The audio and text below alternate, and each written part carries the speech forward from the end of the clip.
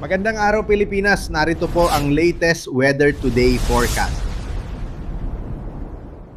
Kita natin ngayon dito sa ating satellite animation, wala pa rin po tayong mga convective clouds or yung makapal na kaulapan na maaring magdulot ng tuloy-tuloy na malalakas na pag-ulan. Ridge of high pressure area pa rin po yung nakaapekto dito sa may northern at central Luzon and halos cloudless pa rin po dito sa malaking bahagi ng Luzon. So mababa pa rin po yung tsansa ng mga pag-ulan dito. While for the area naman ng Visayas at Mindanao, mayroon po tayo nakitang maliliit or yung mga patches ng kaulapan. Kung may mga pag-ulan man po itong idudulot ay mostly yung mga isolated rain showers lamang o yung mga biglaan at mga panandaliang pag-ulan, pagkilat at pagkulog dulot pa rin po ng mga localized thunderstorms. Sa ngayon, wala pa tayong minomonitor na bagyo or low pressure area na maaaring makaapekto dito sa ating bansa.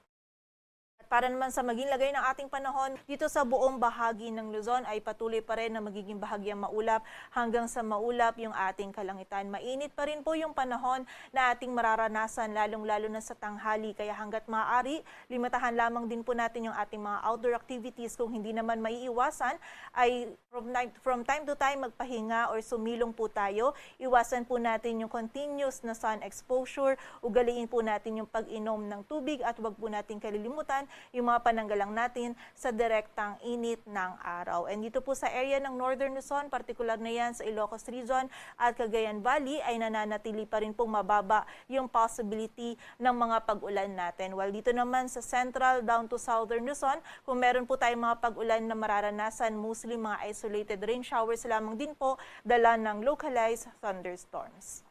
Agwat ng temperatura dito sa Metro Manila ay mula 24 to 34 degrees Celsius, sa Baguio ay 16 to 24, sa Tagaytay ay 21 to 32 degrees Celsius, ang maximum temperature sa Lawag at Legazpi ay maaring umabot hanggang 33 degrees Celsius at sa Tuguegarao naman ay 35 degrees Celsius.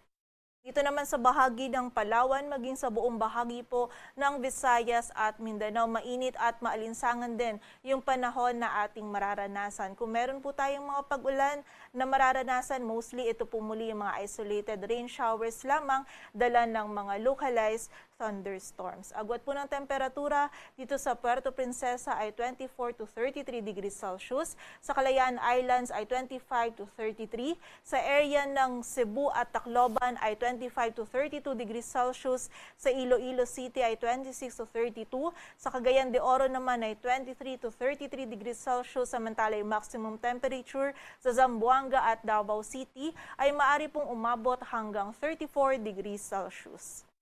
Sa lagay naman ng dagat baybayin ng ating bansa, wala po tayong nakataas na gale warning, kaya malayo makapalaot yung mga kababayan nating mga isda, pati na rin yung may mga maliliit na sasakyang pandagat.